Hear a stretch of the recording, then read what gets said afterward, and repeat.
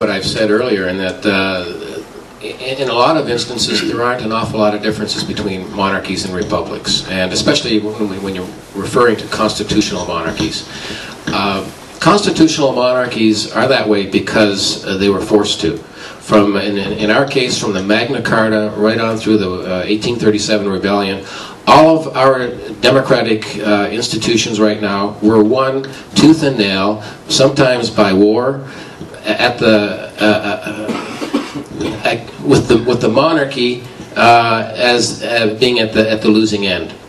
So the fact that monarchists can somehow claim that our democratic institutions are somehow, as a result of our being a monarchy, it's absolutely wrong. All of our democratic institutions were won at the expense of the monarchy.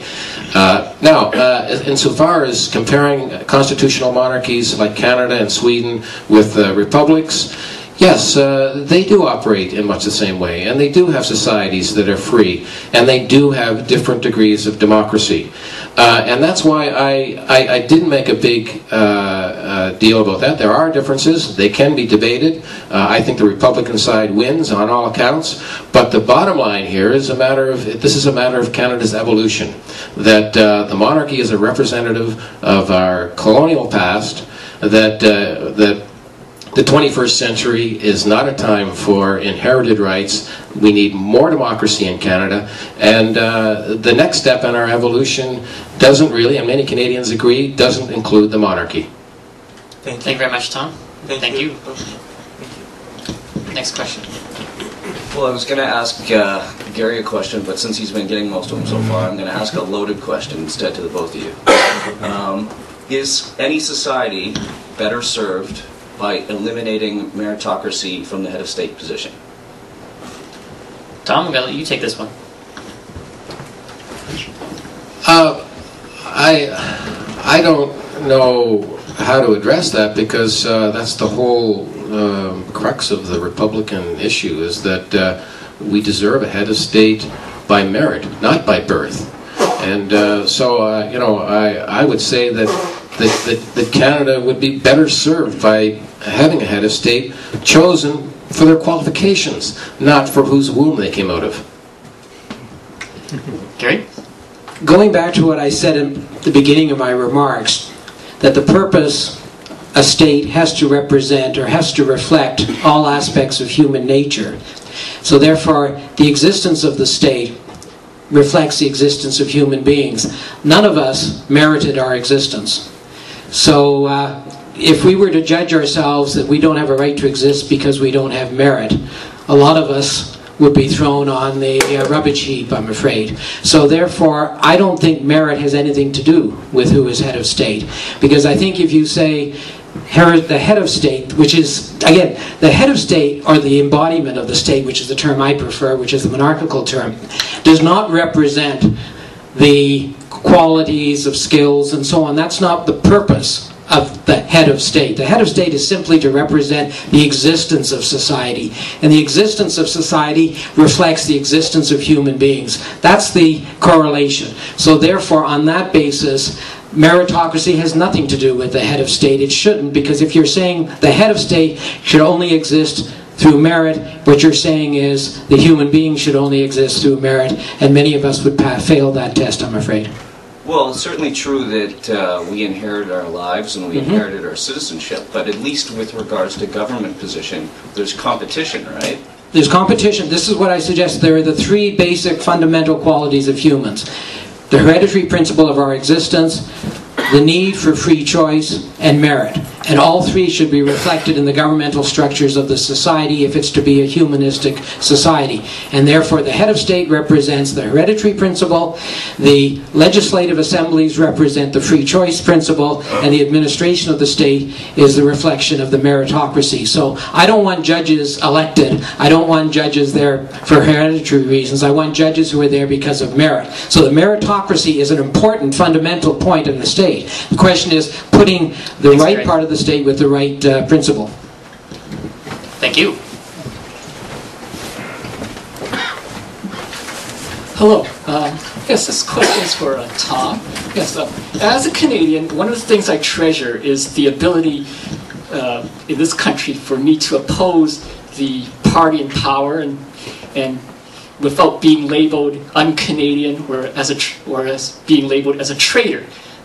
My Democrat American friends envy me this because under the previous regime, if you opposed the Republican Party or the president, inevitably someone caught you un-American or a traitor. And I think this is because in our country, we have the concept of Her Majesty's loyal opposition. Now when I look at Commonwealth parliamentary republics, you know, and I look at the record of, say, India, where prime ministers have been assassinated, and Pakistan, where generals become leaders, and you know, Fiji, a monarchy that turned into a republic by military coup, and Seychelles, another country where there were coups. And if I look at the record of these parliamentary republics, I'm not so sure that the concept of loyal opposition, that you can be loyal to and still be opposed to the party in power exists. If we were to turn Canada into a parliamentary republic, as you propose, do you think the idea of loyal opposition would still continue, or would it be weakened? Well, first of all, I think you've made some incorrect parallels. You know, it's not much more than 40 years ago that Canada had martial law and troops in the streets. And it's up until recently, it was still going on in Northern Ireland. And last I heard, Britain was a constitutional monarchy. So I don't think it makes one heck of a lot of difference whether you're a monarchy or a republic. You're going to have internal strife, and there are going to be political issues.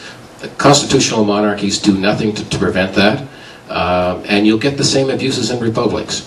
What we have in Canada that's different from other countries is that we have values that may or may not be the result of us being a monarchy in the past, and nobody's saying that our history should be rewritten. I'm a descendant of United Empire loyalists myself, and I'm very proud of that.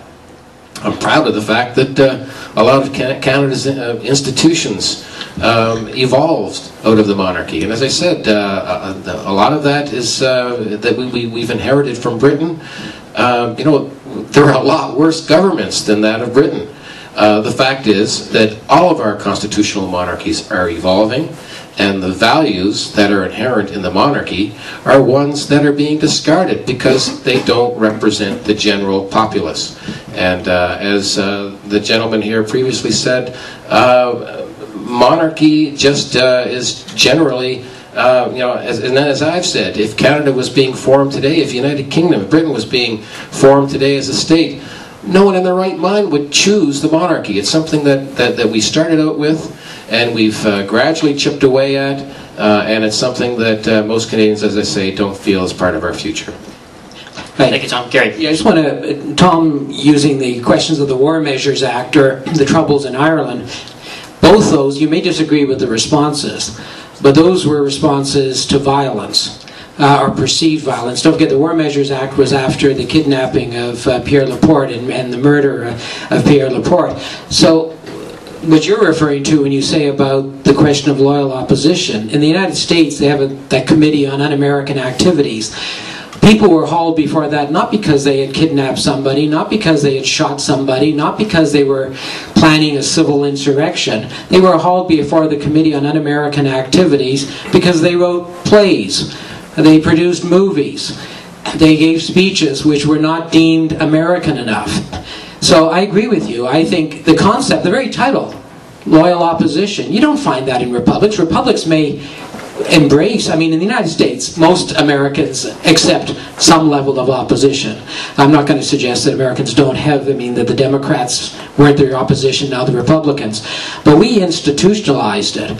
The office of Leader of Her Majesty's Loyal Opposition, you don't find that in republics, parliamentary or otherwise, that they actually give the opposition the same dignity as the government, Her Majesty's government and Her Majesty's loyal opposition, putting them almost in a social level, at least at an equal, although the government governs, the opposition opposes, so government has more power, of course, but it gives them the same status. They are both Her Majesty